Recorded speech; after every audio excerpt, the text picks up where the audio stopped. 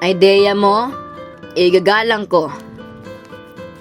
Kaibigan, huwag mahiya na ipahayag ng malaya ang iyong mga ideya.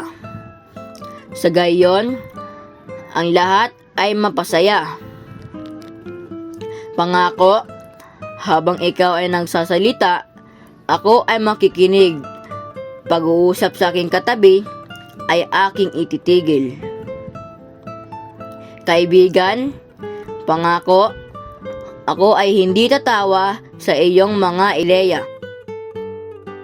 Kahit ito man ay taliwas sa ating pinag-uusapan. Kaibigan, patawad kung minsan dapat mong iulit ang iyong ibinahaging ideya ng aking maliwanagan.